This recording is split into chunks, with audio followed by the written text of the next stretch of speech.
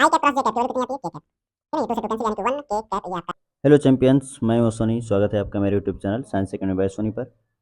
आज है वेक्टर का लेक्चर नंबर 3, जिसमें हम लोग पढ़ने वाले हैं position and displacement vector, scalar product of two vectors और vector product of two vectors. उसके बाद हम लोग करने वाले हैं न्यूमेरिकल्स। ठीक है ना। ये टॉपिक पढ़ने के बाद हम लोग करेंगे क्या, न्यूमेरिकल्स। आइए स्टार्ट करते हैं। पहला जो टॉपिक है पोजीशन वेक्टर। पोजीशन वेक्टर होता क्या है? पोजीशन वेक्टर क्या होता है? एक कोऑर्डिनेट मैं लेता हूँ यहाँ पर, देखिए, जो है x comma y comma z. X comma y comma z, जिसको मैं ए पॉइंट कह रहा हूँ। क्या कह रहा हूँ? ए पॉइंट है x comma y comma z. ठीक है ना। इसको यहाँ से मैं मिला देता हूँ, यहाँ से इसको मिलाइए, इस पॉइंट को यहाँ से मिला देता हूँ। ठीक है ना। ये जो पॉइंट है आपका x comma y comma z है। ठीक। तो ओरिजन से, ओरिजन, ये ओरिजन है, ये आपका एक्स एक्सिस, ये इसको हम वाई एक्सिस समझते हैं, ये आपका जेड एक्सिस। कोऑर्डिनेट्स मिलाने वाली जो ये लाइन है, वो है आपकी पोजीशन वेक्टर। क्या है? Position vector. ठीक है ना। तो अगर मैं पोजीशन वेक्टर की डिफिनेशन लिखूं, पोजीशन वेक्टर की डिफिनेशन लिखूं, तो है क्या position vector? The vector joining,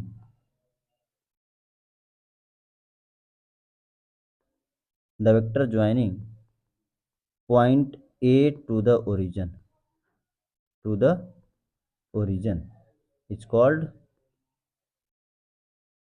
position vector. यानी इस कोऑर्डिनेट को ओरिजिन से जो मिलाने वाला वेक्टर मैं खींचा हूँ, उसी को क्या कहते हैं? पोजीशन वेक्टर कहते हैं। ठीक ना। अगर मैं इसको शो करूँ, पोजीशन वेक्टर को शो करूँ, तो देखिए एक्स एक्सिस में ये एक्स गया है, एक्स आई कैप, वाई एक्सिस में वाई है तो वाई जे कैप, और जेड एक्सिस में जेड है तो जेड के कैप। ये आपका हो गया पोजीशन वेक्टर। लेकिन डिस्प्लेसमेंट वेक्टर क्या होता है? डिस्प्लेसमेंट वेक्टर जो होता है वो दो पॉइंट्स के बीच का डिफरेंस होता है, दो पोजीशन के बीच का डिफरेंस होता है। दो पॉइंट मीन्स दो पोजीशन के बीच का क्या होता है? डिफरेंस होता है। अगर मैं यहाँ का कोऑर्डिनेट अगर 0,0, ओरिजिन का कोऑर्डिनेट 0,0,0 होता है, अगर मैं इसी का डिफरेंस निकाल दूँ, इसी का डिफरेंस यानी कि ओरिजिन का कोऑर्डिनेट जिसको मैं ओ कह रहा हूँ, वो होगा आपका 0 i cap plus 0 j cap plus 0 k cap. तो इसका जो डिफरेंस होगा वो होगा displacement vector, means x minus 0 i cap, y minus 0 j cap और जेड माइनस 0 k कैप। ठीक है। इसको हम लोग कहेंगे डिस्प्लेसमेंट वेक्टर, जिसको मैं डी से डिनोट कर देना, वेक्टर डी, जो कि आएगा एक्स आई कैप, वाई जे कैप या जेड के कैप। यानी पोजिशन वेक्टर भी डिस्प्लेसमेंट वेक्टर हो सकता है, बट दूसरा जो पॉइंट है वो क्या होना चाहिए? ओरिजिन होना चाहिए। अगर ये दोनों पॉइंट्स अलग अलग हुए तो अलग अलग होने का मतलब, सपोज करिए एक पॉइंट है पी, जिसका कोऑर्डिनेट है x1 कामा y1 कामा z1, और दूसरा कोऑर्डिनेट है q, जिसका दूसरा पॉइंट है q, जिसका कोऑर्डिनेट है x2 कामा y2 कामा z2। ठीक है। तो यहाँ का डिस्प्लेसमेंट वेक्टर जो मैं निकालूंगा वो x2 minus x one, x two minus x one आई cap, y2 minus y1 j cap और z2 माइनस z1 के कैप होगा। ठीक ना। तो डिस्प्लेसमेंट वेक्टर क्या होता है? दो पोजीशन वेक्टर के बीच का डिफरेंस होता है।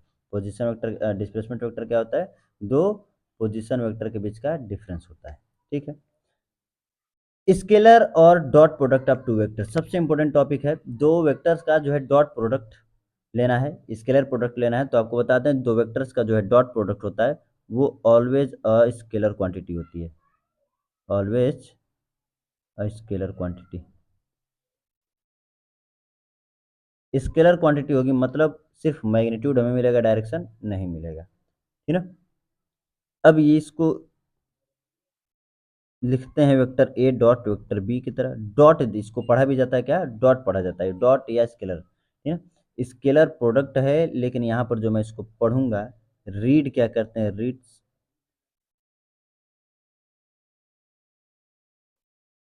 रीड्स वेक्टर ए डॉट वेक्टर बी, वेक्टर ए डॉट वेक्टर बी, इसको पढ़ते हैं। अच्छा, इसकी वैल्यू अगर मैं लिखूं तो वो होगा A B cos theta, A B cos theta. A क्या है? जो यहाँ पर मैं ए लिखा हूँ, ये वेक्टर ए का मैग्नीट्यूड है, यानी magnitude of vector a, magnitude of vector A. B जो है वो मैग्नीट्यूड ऑफ वेक्टर बी है, और थीटा जो है वो है angle between vector A and vector B, vector A and vector B के बीच का एंगल है। ठीक है। अच्छा, इसकी कुछ इंपॉर्टेंट पॉइंट्स जो कि हम जानेंगे कि इंपॉर्टेंट पॉइंट्स क्या हैं, जो कि हम लोग न्यूमेरिकल में भी यूज करेंगे, ठीक है ना, आगे टॉपिक में भी यूज किया जाएगा। इसको मैं अलग कलर से लिख लेता हूँ। आइए, पहला, अगर मैं इनको इधर उधर, मतलब कि अगर वेक्टर ए डॉट वेक्टर बी को मैं vector B dot vector a भी लिखूंगा तो कोई फर्क नहीं पड़ेगा, दोनों सेम होगा। क्यों सेम होगा? क्योंकि यह है स्केलर क्वांटिटी, है ना। क्यों सेम होगा? क्योंकि स्केलर क्वांटिटी है तो इसकी कोई डायरेक्शन नहीं होती है, इसकी कोई direction, it's has no direction, it has no direction. ठीक है।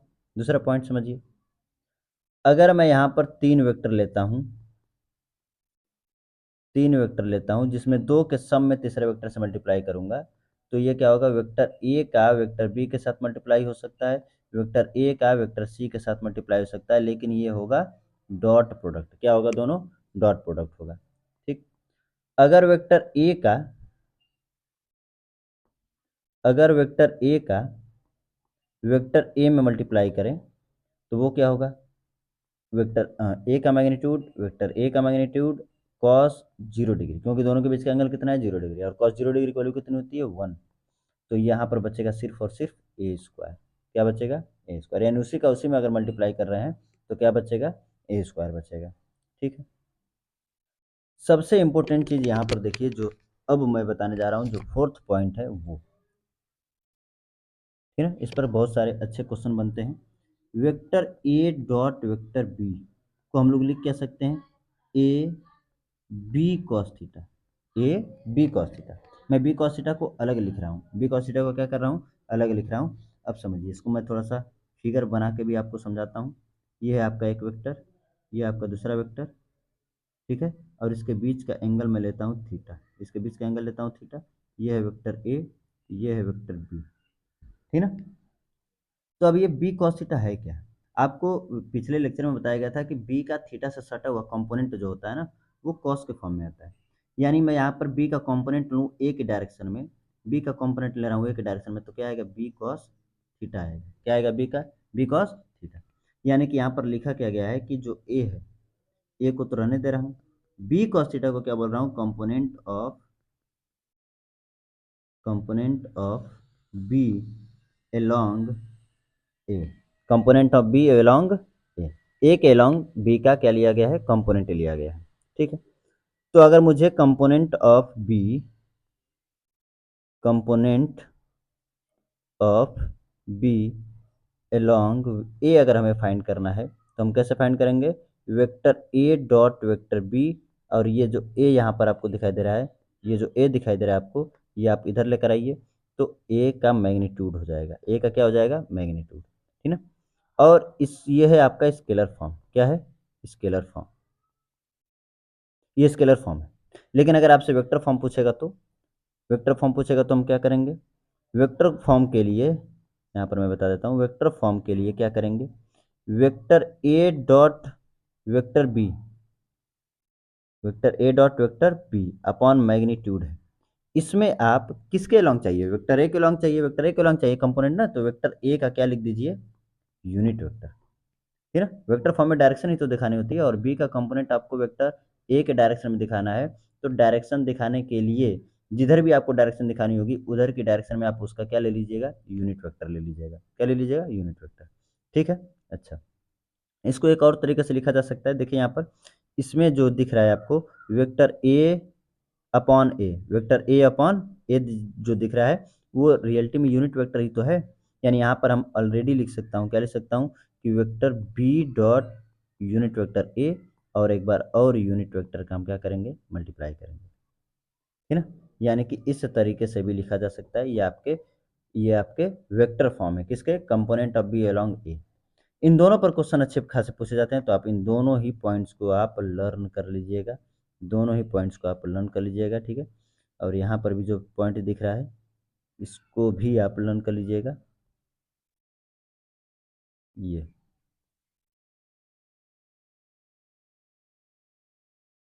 ठीक है। इसी तरह से देखिए 5वां पॉइंट, वेक्टर ए डॉट वेक्टर बी को हम लिख सकते हैं, इस बार मैं लिखता हूं बी ए कॉस थीटा। पिछले क्वेश्चन में हमने लिखा था ए बी कॉस थीटा, यानी कि बी का वेक्टर ए के डायरेक्शन में हमने कंपोनेंट निकाला था, लेकिन यहाँ पर मैं ए कॉस थीटा यानी ए का मैं बी के डायरेक्शन में कंपोनेंट निकालने जा रहा हूँ। देखिए ऐसे, ये एक वेक्टर है, इनके बीच का एंगल है थीटा, ये एक वेक्टर ए है और ये एक वेक्टर बी है। इस बार ए का कंपोनेंट मैं लूंगा, ए का कंपोनेंट लूंगा थीटा से सटा हुआ किसके डायरेक्शन में, बी के डायरेक्शन में, तो वो आएगा ए कॉस थीटा। क्या आएगा? ए कॉस थीटा आएगा। ठीक है, आइए, तो यहाँ पर मैं इसको लिख क्या सकता हूँ, b component of a along b, यानी ए का कंपोनेंट किसके एलोंग, बी के एलोंग। इस बार तो यहाँ पर हम component of a along b equal to क्या लिख सकता हूँ, वेक्टर ए डॉट वेक्टर बी को तो रहने दीजिए, वेक्टर ए डॉट वेक्टर बी को रहने दीजिए, और अपॉन में क्या आपका आ जाएगा, बी। क्या आ जाएगा आपका, बी। अच्छा, इसको क्या लिख सकता हूँ मैं, वेक्टर ए डॉट बी का क्या, यूनिट वेक्टर, ठीक ना। और ये है आपका, देखिए इसको मैं लिख सकता हूँ बी का यूनिट वेक्टर, ये vector B upon magnitude of vector B.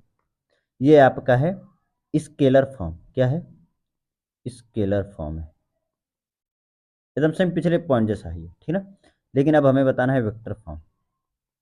Vector form के लिए क्या करेंगे, जिसके अलोंग पूछेगा उसका यूनिट वेक्टर लगा देंगे। यानी मैं लिख सकता हूँ वेक्टर ए dot vector B upon b, और जिसके अलोंग चाहिए उसका यूनिट वेक्टर लगा दीजिए, यानी बी का कैप, ठीक ना। और यहाँ पर भी वेक्टर ए डॉट बी का जो कैप है उसके आगे लगा दीजिए बी का यूनिट वेक्टर। बी का यूनिट वेक्टर को मैं ठीक से लिख देता हूँ, बी का यूनिट वेक्टर, ठीक ना। तो ये आपका हो गया वेक्टर फॉर्म, ये आपका हो गया स्केलर फॉर्म, ठीक ना। तो अक्सर करके क्वेश्चन आपका बनता है जिसपे इसके कंपोनेंट पूछ देता है किसी एक वेक्टर के डायरेक्शन में। ठीक, आइए आगे देखते हैं।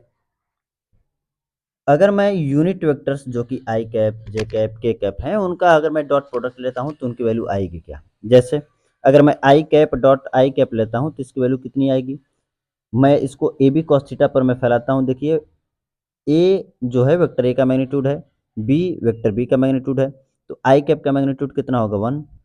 आई कैप का फिर मैग्नीट्यूड कितना होगा, 1, और इनके बीच का एंगल कितना है, 0 डिग्री, तो इनका प्रोडक्ट कितना आ जाएगा, 1।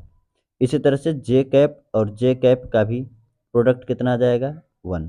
के कैप डॉट के कैप का भी प्रोडक्ट कितना आ जाएगा, 1, ठीक ना। तीनों का प्रोडक्ट कितना आ जा रहा है, 1 आ जा रहा है। यानी कि यहाँ पर मैं लिख सकता हूँ कि I cap dot I cap equal to J cap dot J cap equal to K cap dot K cap की वैल्यू कितनी आ जाएगी, 1 आ जाएगी। ठीक, लेकिन अगर मैं आई कैप का अगर मैं आई कैप का कंपोनेंट सॉरी आई कैप का जे कैप के साथ अगर मैं प्रोडक्ट ले रहा हूँ, आई कैप का जे कैप के साथ, या जे कैप का के कैप के साथ, या के कैप का आई कैप के साथ अगर मैं ले रहा हूँ, तो इनके बीच का एंगल होता है 90 डिग्री, जिसके वजह से कॉस 90 की वैल्यू हो जाती है 0, तो इनकी वैल्यू कितनी हो जाएगी, 0। ठीक है, ठीक। नेक्स्ट पॉइंट,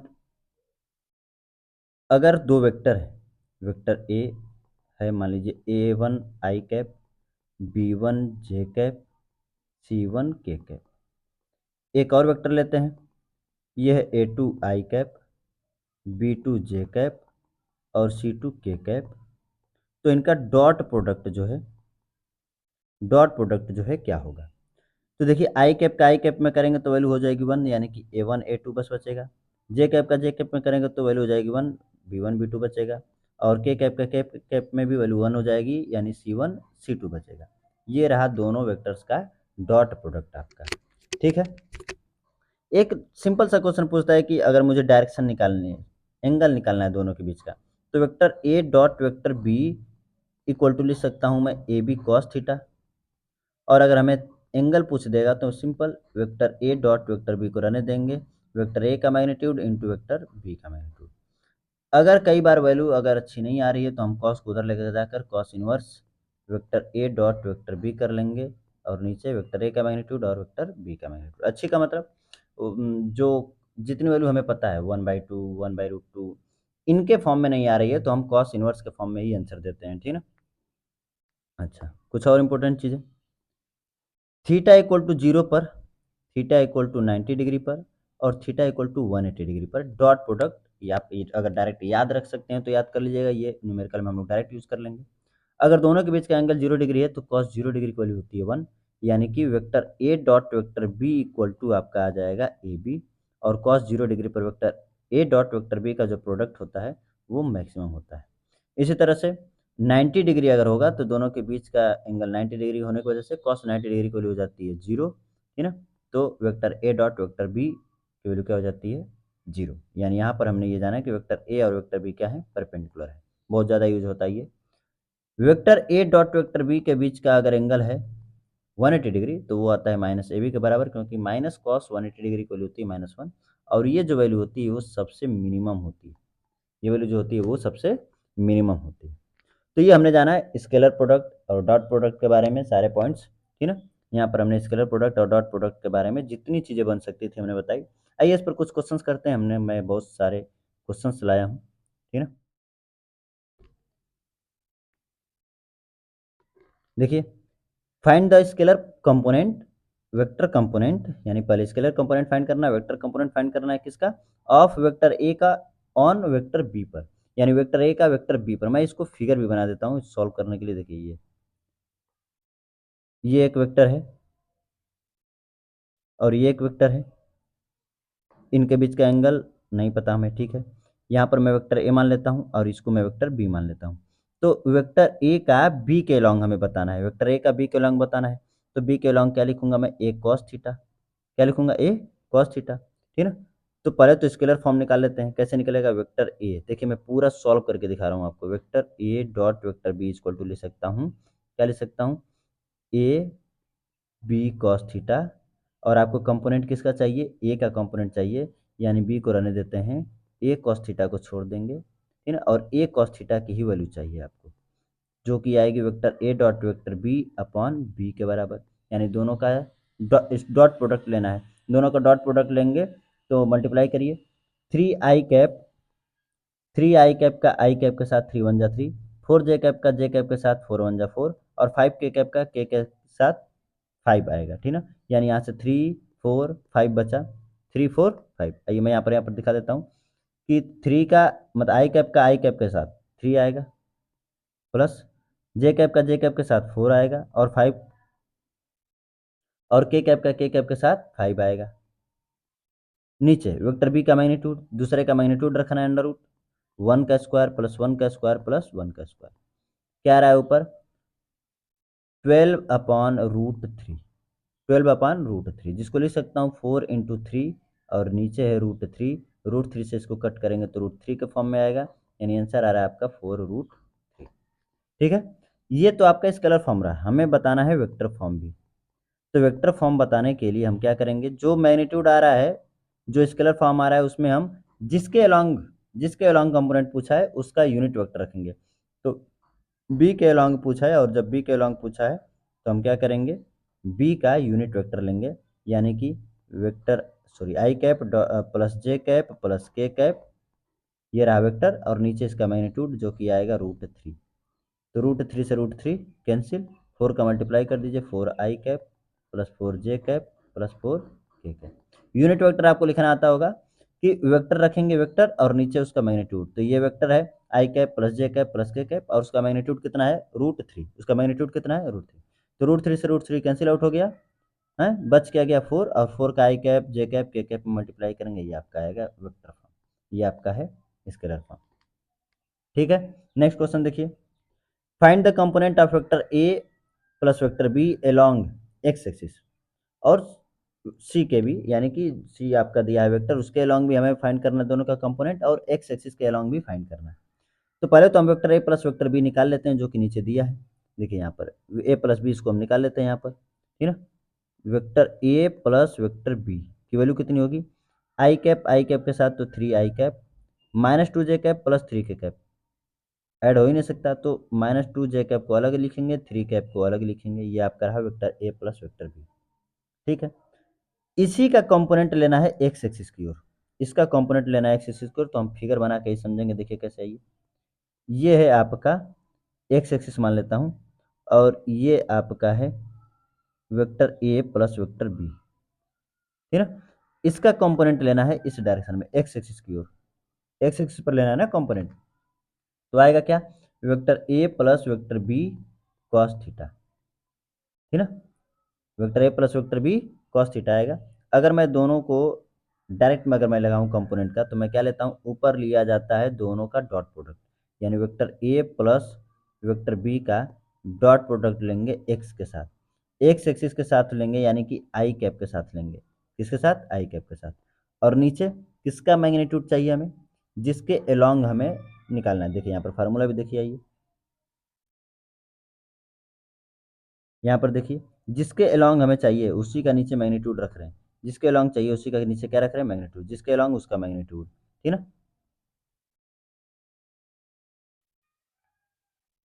तो यहाँ पर किसका मैग्नीट्यूड मैग्नीट्यूड रखेंगे, आई कैप का, और आई कैप का मैग्नीट्यूड कितना होता है, 1। आई कैप का मैग्नीट्यूड कितना होता है, 1, ठीक ना। अब वेक्टर ए प्लस वेक्टर बी को वहाँ पर रखिए, 3 i cap minus 2 j cap plus 3 k cap dot क्या है यहाँ पर, आई कैप। अब 3 i कैप का आई कैप में मल्टीप्लाई करेंगे 3, और बाकी किसी के साथ, यानी आई कैप का जे कैप के साथ, के कैप के साथ मल्टीप्लाई क्या करने पर क्या आएगा, 0, यानी यहाँ पर स्केलर फॉर्म कितना आ रहा है, 3। स्केलर फॉर्म कितना आ रहा है, 3। अच्छा, ये तो स्केलर फॉर्म है, मैं वेक्टर फॉर्म यहाँ पर भी निकालूंगा। वेक्टर फॉर्म अगर मैं इसका देखूँ, तो वेक्टर फॉर्म निकालने के लिए इसी 3 में हम यूनिट वेक्टर ले लेते हैं, जिसके अलॉन्ग निकालना होता है। तो बताइए, एक्स एक्सिस के अलॉन्ग यूनिट वेक्टर तो आई कैप ही आएगा ना, क्या आएगा, आई कैप ही, हो गया आंसर। तो आइए सी के लॉन्ग निकालते हैं, इसको मैं ऊपर सॉल्व कर लेता हूँ। यहाँ पर सी के लॉन्ग निकालने के लिए क्या करेंगे, फिर दोनों का प्रोडक्ट लेंगे, यानी कि वेक्टर ए प्लस बी का और सी के साथ। वेक्टर ए प्लस बी का जो वेक्टर ए प्लस बी आया है यहाँ पर, ये आया है, इसका सी के साथ क्या लेंगे, डॉट प्रोडक्ट, ठीक ना, डॉट प्रोडक्ट लीजिए।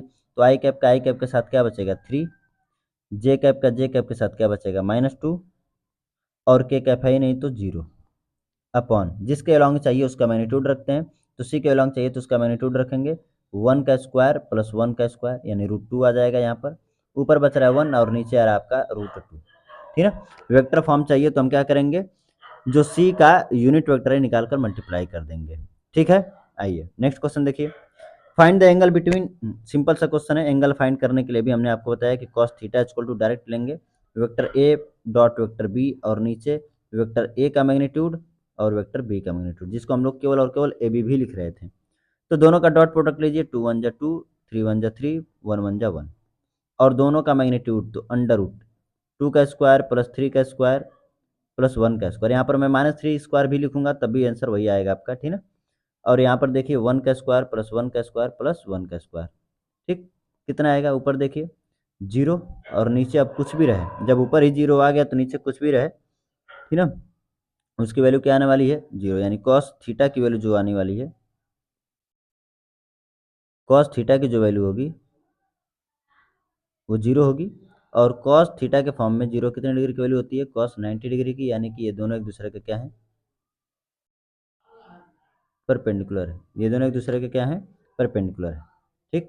आइए नेक्स्ट क्वेश्चन देखिए, the work done by a force vector F जो कि दिया है, to displace a body from position A to position B is given position, position नीचे दिया, ऊपर वेक्टर एफ दिया है, यानी कि फोर्स दिया है।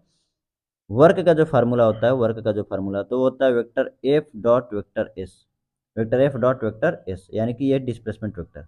और डिस्प्लेसमेंट वेक्टर आप निकालने के लिए आपको बताया गया था, फाइनल माइनस इनिशियल करते हैं।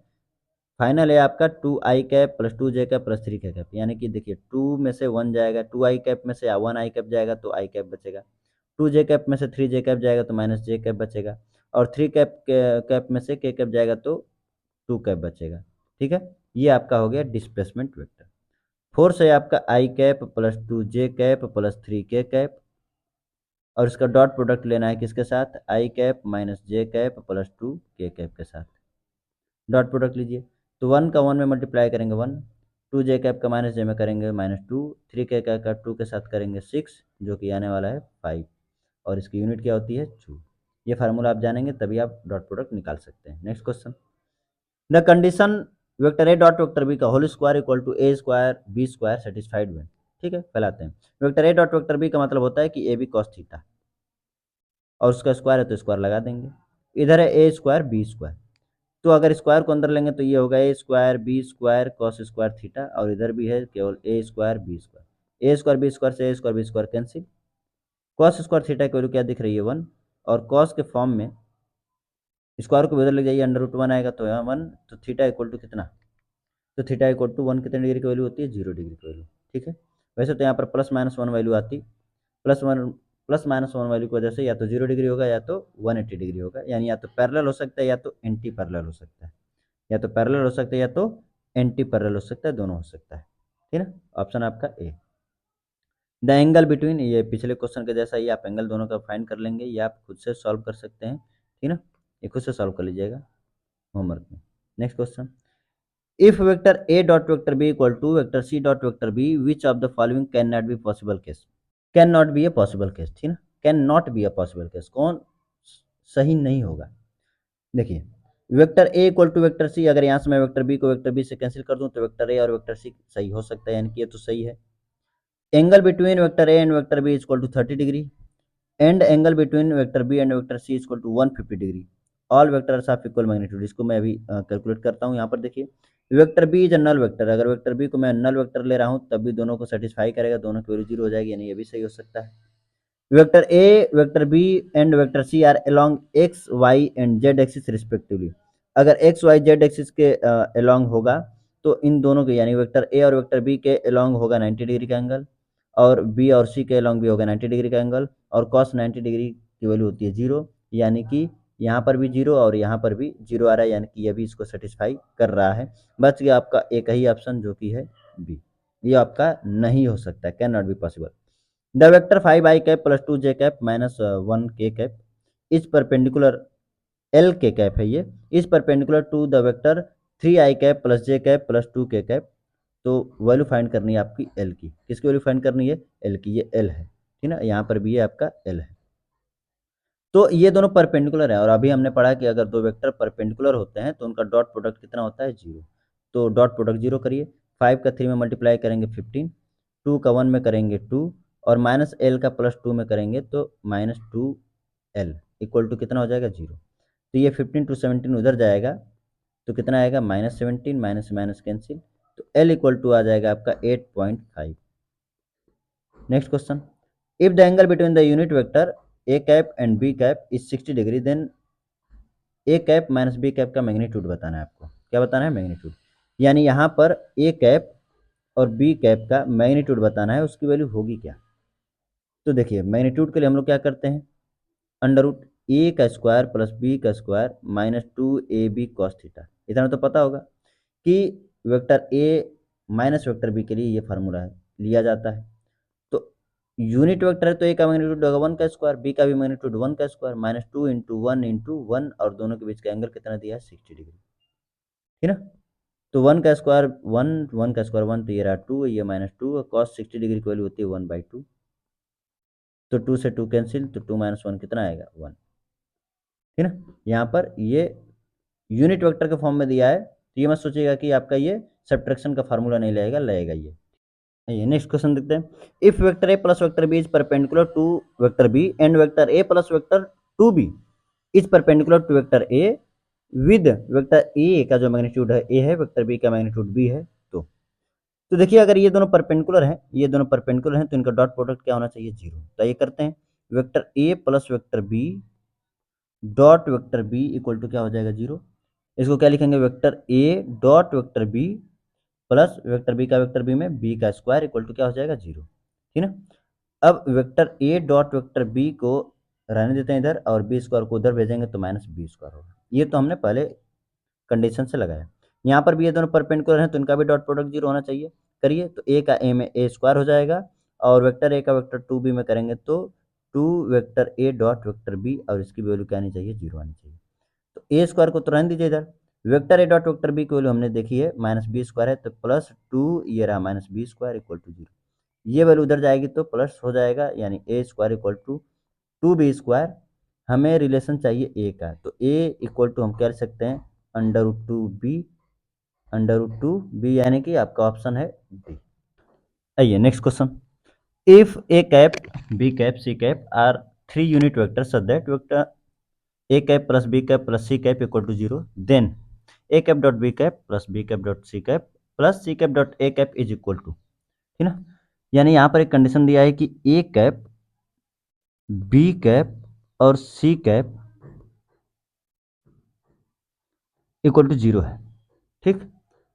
अगर मैं दोनों साइड का स्क्वायर कर दूं तो आएगा ए का स्क्वायर प्लस बी का स्क्वायर प्लस सी का स्क्वायर प्लस 2 ए भी आएगा तो A cap dot B cap आएगा, 2 B cap dot C cap, 2 C cap dot A cap, और 0 का स्क्वायर करेंगे तो क्या आएगा 0। यूनिट वेक्टर है तो ये 1 का स्क्वायर 1, ये 1 का स्क्वायर 1, ये 1 का स्क्वायर 1 हो जाएगा। यहाँ से 2 कॉमन ले लीजिए तो A cap dot B cap plus B cap dot C cap plus C cap dot A cap हो जाएगा, ठीक है, इक्वल टू क्या हो जाएगा 0। तो ये 3 इधर जाएगा तो -3 अपॉन ये 2 आ जाएगा, यानी कि आंसर है आपका -3/2। नेक्स्ट क्वेश्चन, यहाँ पर अब ये जो क्वेश्चन है ये क्रॉस वाले हैं, तो क्रॉस प्रोडक्ट अभी हमने पढ़ा नहीं है। आइए देखते हैं पीछे कोई क्वेश्चन है।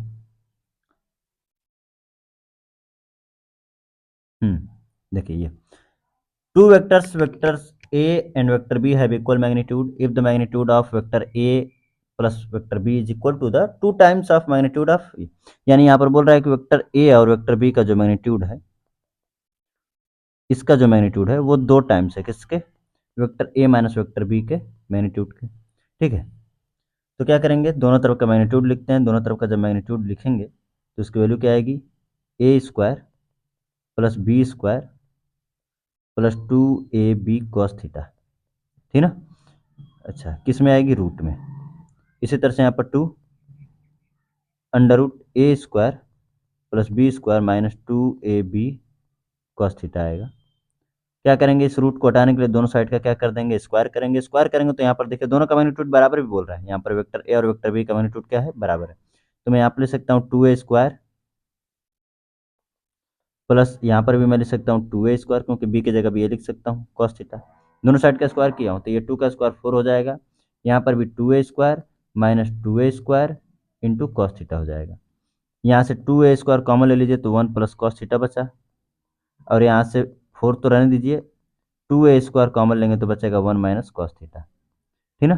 तो 2a स्क्वायर से 2a स्क्वायर कैंसिल आउट, क्या बचा 1 प्लस कॉस थीटा, और यहाँ से 4 अंदर जाएगा तो 4 minus 4 cos theta, 4 cos theta minus 4 cos theta इधर आएगा तो प्लस हो जाएगा तो प्लस 5 कॉस थीटा, और यहाँ से 1 माइनस होकर 3 बचेगा, यानी कॉस थीटा की जो वैल्यू आएगी वो 3/5, यानी cos inverse 3/5, option number C. Which of the following quantities is independent of the choice of orientation of the coordinate, यानी ओरिएंटेशन चेंज करने से किसकी वैल्यू चेंज होगी। तो देखिए यहाँ पर भी जो एक्स एक्सिस की वैल्यू है, वाई एक्सिस की वैल्यू है, ये ओरिएंटेशन पे ही तो डिपेंड करती है। अगर एक्स एक्सिस और वाई एक्सिस को चेंज कर देंगे तो उनका एक्स जो कंपोनेंट है और वाई कंपोनेंट है क्या हो जाएगा, चेंज हो जाएगा। न इनके सम में कोई फर्क पड़ेगा, न इनके मैग्नीट्यूड में फर्क पड़ेगा, और न उनके एंगल में फर्क पड़ेगा। Next question, given that vector A plus vector B plus vector C plus vector D equal to 0, then which of the statement given value is true, ठीक ना।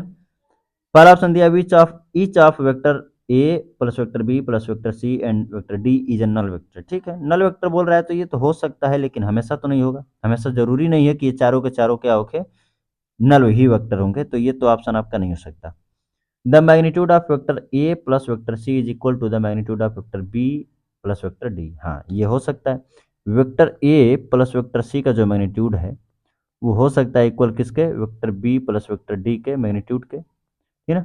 और जो डायरेक्शन वाइज अगर हम लें तो इसकी वैल्यू नेगेटिव भी तो हो सकती है, यानी कि मैं इसको ऐसे लिख सकता हूँ कि vector A plus vector C minus of vector B plus vector D, तो एक उतना ही प्लस उतना ही माइनस, तो ऐड होने पर क्या हो जाएगा 0, यानी कि ऑप्शन आपका सही हो सकता है। The magnitude of vector A can never be greater than the sum of the magnitude of vector B C D, बिल्कुल सही बात है। अगर 4 वेक्टर्स हैं तो 3 का जो है यहाँ पर सम, ठीक ना। जैसे मान लीजिए अगर मैं एक प्लेन बना लेता हूँ, एक स्क्वायर बना लेता हूँ, 3 वेक्टर ये रहे, तो इसका ये इसकी जो वैल्यू है इन तीनों के सम से तो ग्रेटर कभी नहीं हो सकती, यानी कि ये भी आपका ऑप्शन सही हो सकता है।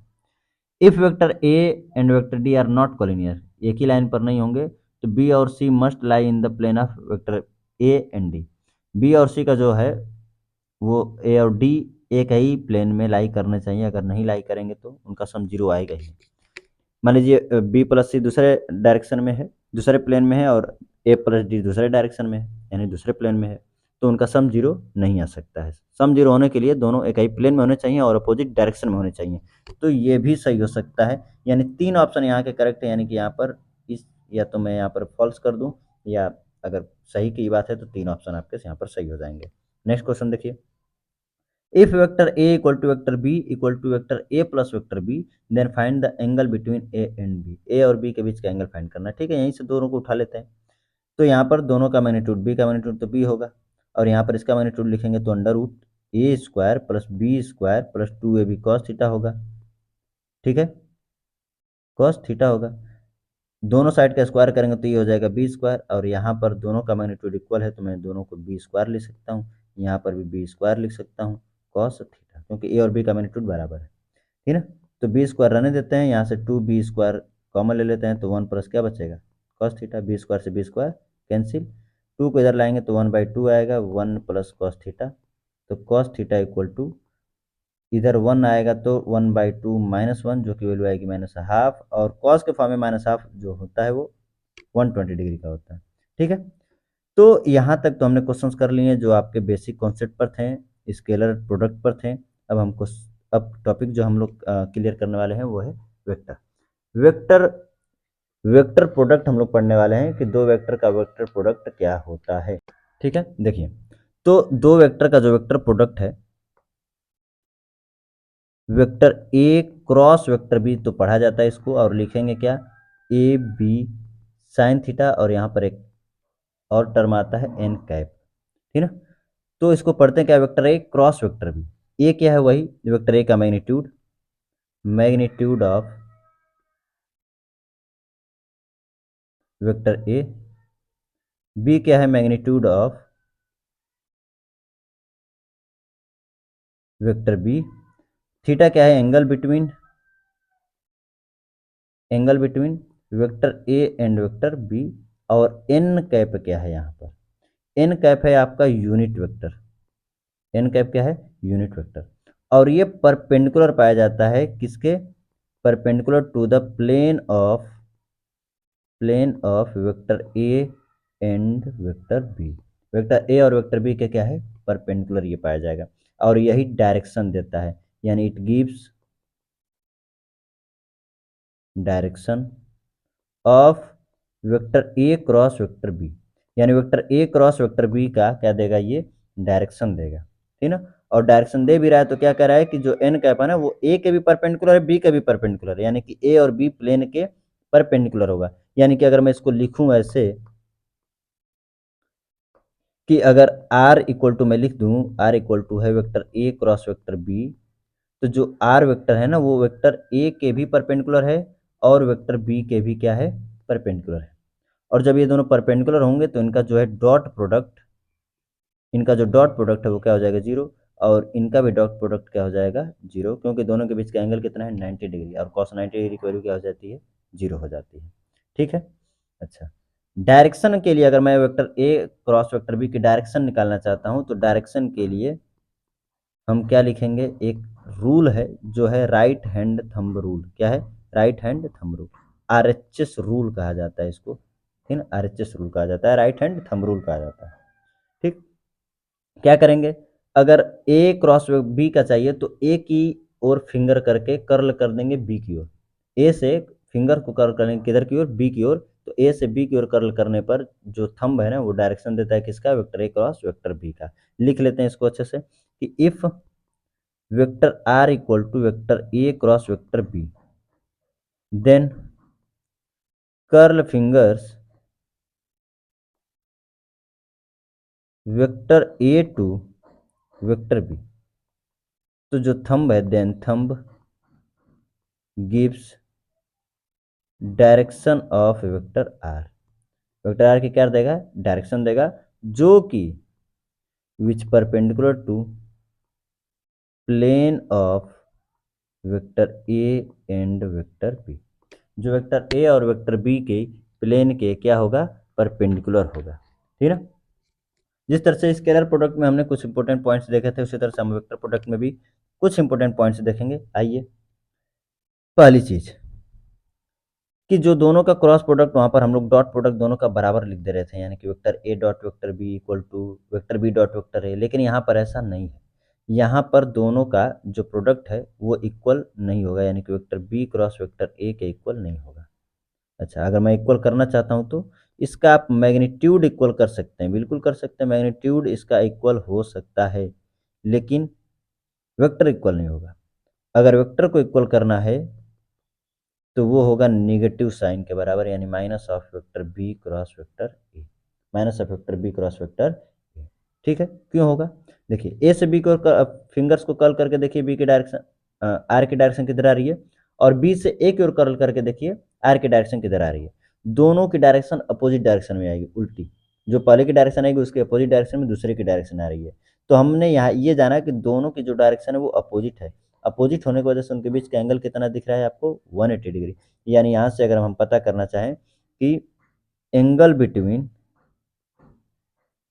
Vector A cross vector B and vector B cross vector A कितना होगा? 180 डिग्री होगा। कितना होगा? 180 डिग्री। अच्छा, जब 180 डिग्री होगा इनके बीच का एंगल, तो इनका जो क्रॉस प्रोडक्ट है vector A cross vector B, और क्रॉस ले लेता हूँ वेक्टर बी क्रॉस वेक्टर ए का, इनका जो क्रॉस प्रोडक्ट अगर मैं लूंगा तो क्रॉस प्रोडक्ट में आप जानते हैं कि क्या आता है? साइन आता है, और साइन 180 डिग्री की वैल्यू कितनी होती है? 0। तो इनका क्रॉस प्रोडक्ट क्या हो जाएगा? 0 हो जाएगा। ठीक है, आइए सबसे इंपॉर्टेंट चीज़ समझिएगा यहाँ पर ये कि यहाँ पर डिवाइड पॉसिबल ही नहीं है, डिवाइड डिफाइन ही नहीं होता। दो वेक्टर का डिवीजन जो है डिफाइन नहीं होता है। मतलब अगर वेक्टर आर इक्वल टू है vector A cross vector B, ठीक है ना, क्रॉस वेक्टर बी, तो अगर हमें वेक्टर ए की वैल्यू निकालनी है सपोज करिए, तो क्या मैं vector R upon vector B लिख सकता हूँ? नहीं। अगर मैं वेक्टर बी की वैल्यू निकालनी है तो क्या मैं vector R upon vector A लिख सकता हूँ? बिल्कुल नहीं, क्योंकि यहाँ पर डिवाइड पॉसिबल नहीं है, इसमें डिवाइड पॉसिबल नहीं। अगर हमें वेक्टर ए और वेक्टर बी की वैल्यू अगर निकालनी पड़े तो क्या करेंगे? जब डिवाइड पॉसिबल नहीं तो वैल्यू निकलेगी कैसे? तो हम इसको लिखेंगे एक सीक्वेंस में, vector R vector A vector B. देखो आर ए बी सीक्वेंस में, इसी तरह से आगे भी आर ए बी सीक्वेंस में। तो हमने सीक्वेंस में लिख लिया, ये सीक्वेंस में चलना चाहिए, ये सीक्वेंस में चलना चाहिए। अब जिसकी भी आपको वैल्यू चाहिए उसके आगे के दोनों का क्रॉस प्रोडक्ट लीजिए, यानी कि अगर वेक्टर आर चाहिए तो vector A cross vector B ले लीजिए। अगर आपको वेक्टर ए चाहिए तो आप आगे के दो का vector B cross vector R ले लीजिए। अगर आपको बी चाहिए तो आप vector R cross vector A ले लीजिए, ठीक ना। लेकिन डायरेक्ट आप a vector A equal to दोनों को डिवाइड करके नहीं पता कर सकते। ये सीक्वेंस आपको पता होना चाहिए, और ये अभी तक का सबसे इंपॉर्टेंट पॉइंट आपका ये रहा, ठीक ना, सबसे इंपॉर्टेंट। ठीक है, इसको थोड़ा सा हम नीचे कर देते हैं। ठीक, आइए नेक्स्ट पॉइंट देखते हैं। अगर मैं इनके यूनिट वेक्टर्स का सम देखूं, यानी कि I cap cross I cap, या जे कैप क्रॉस जे कैप, या के कैप क्रॉस के कैप, तो देखो के cap cross K cap, I cap cross I cap, इनका मैग्नीट्यूड है 1, लेकिन इनके बीच का एंगल होता है 0 डिग्री, और क्रॉस में आता है साइन, और साइन 0 डिग्री की वैल्यू क्या हो जाएगी? 0। साइन 0 डिग्री की वैल्यू क्या हो जाएगी? 0, ठीक ना। तो मैं एक को यहाँ से दिखा दे रहा हूँ कि क्रॉस करने पर क्या होगा? 1 साइन 0 डिग्री, और साइन 0 डिग्री की वैल्यू क्या हो जाएगी? 0। ठीक है, अच्छा। लेकिन अगर आई कैप का जे के साथ, जे कैप का के साथ, जे कैप का के साथ, के कैप का आई के साथ अगर करें तो क्या आएगा वैल्यू? तो देखो आई कैप क्रॉस जे कैप, तो मैग्नीट्यूड तो 1 है, साइन 0 डिग्री, सॉरी 90 डिग्री, और डायरेक्शन जो एन कैप आएगा वो डायरेक्शन आएगा इन दोनों के परपेंडिकुलर, और आई और जे के परपेंडिकुलर क्या हो जाएगा? के। यानी यहाँ पर वैल्यू आ रही है के कैप, क्या आ रही है? के कैप। उसी तरह से यहाँ पर जो वैल्यू आएगी वो क्या आएगी? तीसरी आई कैप। यहाँ पर तीसरी जो बच गई वो क्या बच रही है? जे कैप, ठीक ना। लेकिन ये कब होगा? जब सीक्वेंस में होंगे, तो सीक्वेंस में होंगे तब, यानी कि आई कैप जे कैप के कैप, इसी तरह से आई कैप जे कैप के कैप। अगर ये सीक्वेंस में है तो आई कैप इक्वल टू हम लिख सकते हैं J cap cross K cap, J cap equal to लिख सकता हूँ के कैप क्रॉस आई कैप, और के कैप इक्वल टू लिख सकता हूँ आई कैप क्रॉस जे कैप। ये सीक्वेंस में होने चाहिए, तब ऐसा हो सकता है। लेकिन अगर सीक्वेंस चेंज कर दिया तो तो देखिए ये माइनस आई कैप हो जाएगा अगर यहाँ पर सीक्वेंस चेंज होकर के के कैप क्रॉस जे कैप हो जाए। ये माइनस जे कैप हो जाएगा अगर यहाँ पर सीक्वेंस चेंज होकर के आई कैप क्रॉस के कैप हो जाए। ये माइनस के कैप हो जाएगा अगर सीक्वेंस चेंज होकर के जे कैप क्रॉस आई कैप हो जाए, ठीक ना। या इसी माइनस को अगर मैं उधर भेज दूं तो आई कैप को मैं प्लस ही रहने देता हूँ, इस माइनस को अंदर भेज दीजिए तो माइनस के कैप क्रॉस जे कैप हो जाएगा। ये जे कैप को रहने दीजिए तो minus I cap cross K cap हो जाएगा। इस माइनस को उधर भेजिए तो K cap equal to minus J cap cross I cap हो जाएगा, ठीक है। आइए अगला पॉइंट देखते हैं। Seventh, vector A cross vector B plus C. जिस तरह से हमने डॉट का देखा था उसी तरह से यहाँ पर अगर क्रॉस है तो वेक्टर ए का बी के साथ क्रॉस लेंगे तो vector A cross vector B plus, इसी तरह सी के साथ लेंगे तो vector A cross vector C ले लेंगे, ठीक ना। नेक्स्ट पॉइंट, अगर दो वेक्टर हैं, vector A equal to suppose करिए है A one I cap B one J cap, जिस तरह से हमने दो वेक्टर का डॉट प्रोडक्ट लिया था यहाँ पर हम क्रॉस प्रोडक्ट लेने जा रहे हैं, ठीक। इसी तरह से एक वेक्टर बी है A two I cap B two J cap plus C two K cap, यहाँ पर भी के कैप होगा। तो ए क्रॉस वेक्टर बी की जो वैल्यू आएगी वो कैसे आएगी, आई कैप जे कैप के कैप को पहले हम लिख लेते हैं और इनके जो कॉफिशियंट है A one B one C one, इसी तरह से A two B two C two, ठीक ना। इसको हम लिख करके इसका निकालते हैं डिटर्मिनेंट्स। क्या निकालते हैं, डिटर्मिनेंट्स, ठीक। कैसे निकालेंगे, आइए अगर आई कैप लेंगे तो देखिए ये आई कैप वाला रो और ये कॉलम दोनों क्या होगा, ढक जाएगा, तो बचेगा B one B two C one C two और इनका करते हैं क्रॉस मल्टीप्लाई, यानी बी वन का सी टू के साथ B one C two minus करेंगे बी टू का सी वन के साथ बी टू सी वन, ठीक है। इसी तरह जे कैप को लेंगे तो हम माइनस के साथ लेते हैं और वो वाला कॉलम जे का कॉलम और जे का जो रो है ढक जाएगा, बचेगा A one A two C one C two. तो ए वन का सी टू के साथ मल्टीप्लाई करेंगे तो A one C two minus A two का सी वन के साथ तो ए टू सी वन, ठीक। इसी तरह से के कैप लेंगे तो के कैप वाला रो और कॉलम ढक जाएगा तो बचेगा A one B two minus A two का बी वन के साथ ए टू बी वन, ठीक है। ये इस तरीके से आपको निकालना पड़ेगा क्या, इसका क्रॉस प्रोडक्ट, यानी कि जिस तरह से हम डॉट प्रोडक्ट डायरेक्ट कर दे रहे थे यहाँ पर डॉट क्रॉस प्रोडक्ट डायरेक्ट नहीं होगा, इसके लिए आपको डिटरमिनेंट्स और ये पूरा प्रोसेस फॉलो करना ही पड़ेगा, इसी के थ्रू आप क्रॉस प्रोडक्ट निकाल सकते हैं। आइए नेक्स्ट पॉइंट देखते हैं, नाइन्थ। अगर एक वेक्टर ए है सपोज करिए और वो n टाइम्स है वेक्टर बी के, n टाइम्स है किसके, वेक्टर बी के, ठीक है।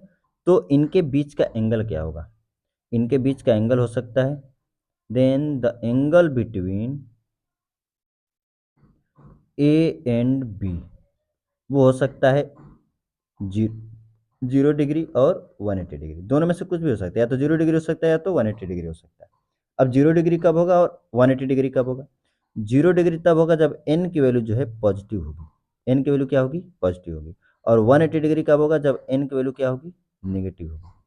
तो अगर n की वैल्यू नेगेटिव होगी तो इसका मैग्नीट्यूड भी, यानी वेक्टर a का जो मैग्नीट्यूड है वो n टाइम्स होगा वेक्टर b के मैग्नीट्यूड के, ठीक है। और थीटा इक्वल टू होगा 0 डिग्री, जिसको हम पैरेलल कहेंगे, क्या कहेंगे, पैरेलल। लेकिन अगर नेगेटिव होगा तो मैग्नीट्यूड तो n टाइम्स होगा ही, मैग्नीट्यूड तो n टाइम्स होगा, मैग्नीट्यूड में कोई दिक्कत नहीं, लेकिन यहाँ पर थीटा जो है क्या हो जाएगा 180 डिग्री, और इसको हम कहते हैं एंटी पैरेलल, क्या कहते हैं, एंटी पैरेलल कहते हैं, ठीक है। नेक्स्ट पॉइंट कि अगर दो वेक्टर है, सपोज करिए यह है एक वेक्टर, ये है एक वेक्टर, और इन दोनों वेक्टर से कवर करके एक बन रहा है ट्राइंगल, क्या बन रहा है, ट्राइंगल ये बन रहा है। यहाँ पर मैं कह देता हूँ वेक्टर ए और इसको मैं कह देता हूँ वेक्टर बी, ठीक ना। तो इन दोनों वेक्टर से कवर करके एक ट्राइंगल बन रहा है, तो इसकी एरिया क्या नहीं हो सकती है, तो इसकी एरिया होगी half vector A cross vector B का magnitude, half vector A cross vector B का मैग्नीट्यूड होगा। लेकिन अगर दो वेक्टर से कवर करके, सपोज करिए दो वेक्टर मैं फिर से बनाता हूँ, ये आपका एक वेक्टर और दूसरा आपका ये वेक्टर, इन दो वेक्टर से कवर करके एक बनता है क्वाड्रिलेटरल पैरेललोग्राम, जिसको हम कहते हैं क्या बन रहा है, ये पैरेललोग्राम बन रहा है,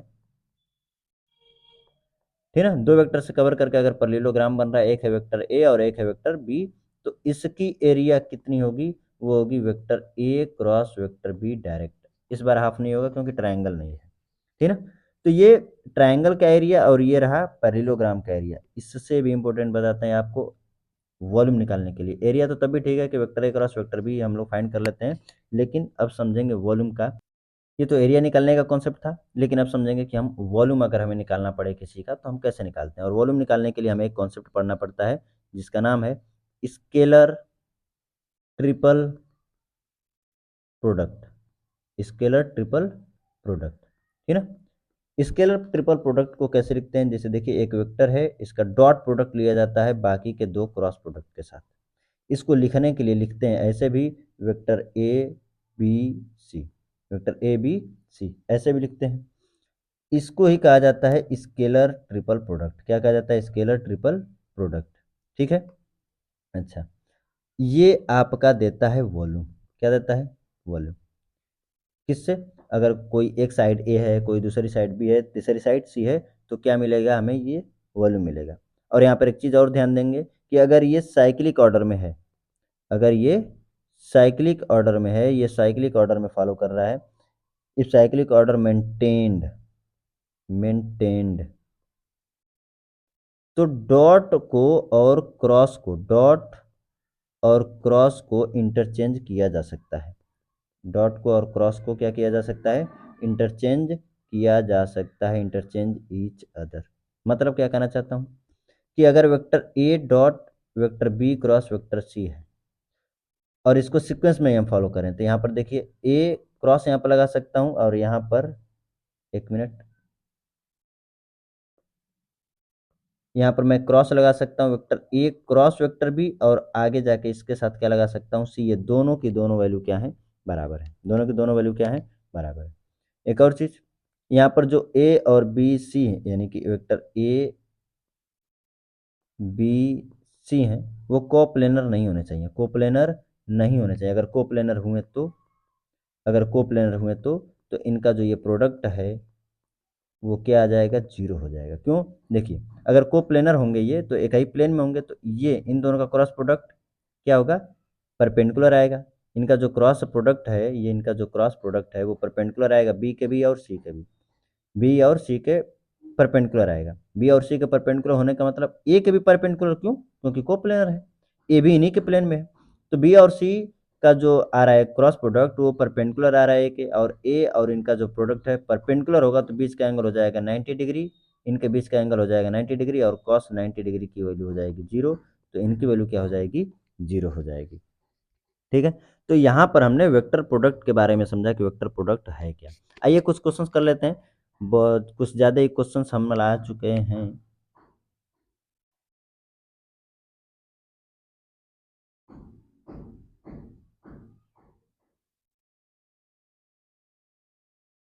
नहीं, पहला ही क्वेश्चन देखिए, if vector B, vector A, vector B and vector C are coplanar, then find the value of vector A dot vector B cross vector C. अभी हमने बताया कि इसकी वैल्यू कितनी आ रही थी? इसकी वैल्यू आ रही थी जीरो, क्योंकि कोप्लेनर होंगे तो ये इन दोनों का परपेंडिकुलर होगा इसके, और बीच का एंगल 90 डिग्री, और 90 डिग्री के होने की वजह से cos 90 की वैल्यू क्या हो जाएगी? Zero. Next question, what is the angle between vector A plus vector B and vector A cross vector B. तो अगर इन दोनों के सम को अगर मैं एक पल के लिए मान लूँ कि ये हैं आपके एक्स वाई प्लेन में, किस प्लेन में है? एक्स वाई प्लेन में है, ये मान लूँ मैं, तो इनका जो क्रॉस है ना वो एक्स वाई प्लेन के परपेंडिकुलर आएगा, यानी कि के कैप में आएगा, ठीक ना। किस में आएगा? के कैप में। और ये किस में होगा? एक्स वाई प्लेन में। तो बताइए इनका, इनके बीच का एंगल कितना होगा? ये एक्स वाई प्लेन आपका रहा और ये के कैप में रहा, तो इनके बीच का एंगल कितना दिख रहा है आपको? 90 डिग्री। कितना होगा? 90 डिग्री, ठीक ना। अगर ये एक्स वाई प्लेन में है तो ये अपने आप किस में आएगा? के कैप, यानी जेड एक्सिस में आएगा, तो दोनों के बीच का एंगल कितना हो जाएगा? 90 degree. Next question, if vector a equal to I cap plus j cap plus k cap and vector b equal to minus 3 I cap minus 3 j cap minus 3 k cap, then find vector a cross vector b।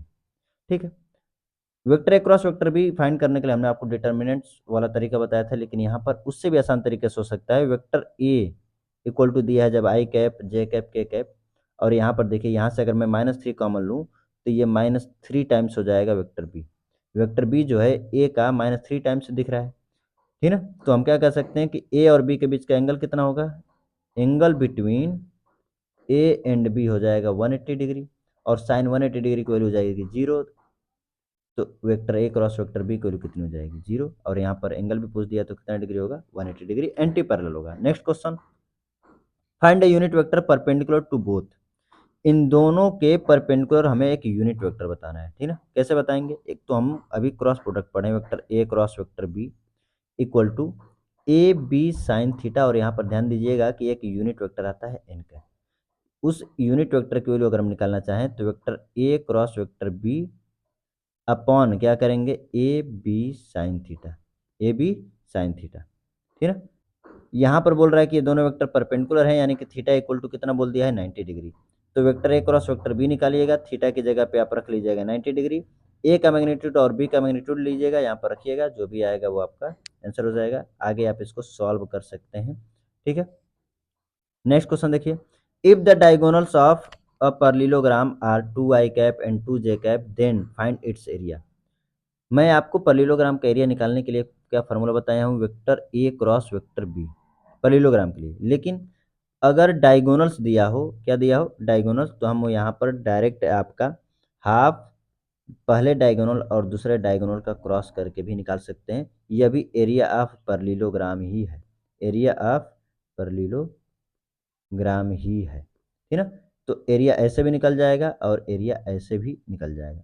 तो दोनों diagonals दिए गए हैं, आइए कर ही लेते हैं। यहाँ पर D1 है आपका 2i कैप क्रॉस, और ये है 2j कैप, ठीक है ना। 2 आप बाहर ले लीजिए तो 1/2 इंटू 2, आई कैप क्रॉस जे कैप की वैल्यू कितनी आती है के कैप, ठीक है ना। ये 2 से 2 कैंसिल, यानी कि 1 के कैप, ये आपका आया एरिया। अगर मैग्नीट्यूड की बात करें तो आंसर कितना होगा 1 होगा, ठीक है। तो आज के लिए बस इतना ही रहने देते हैं, क्योंकि और भी अगर मैं क्वेश्चन कराऊंगा तो काफ़ी लेक्चर बड़ा हो जाएगा, ठीक ना। ये सारे क्वेश्चंस आपको अगले लेक्चर में करा दिए जाएंगे, ठीक। तो आज के लिए बस इतना ही, मिलते हैं अगले लेक्चर में। Thank you.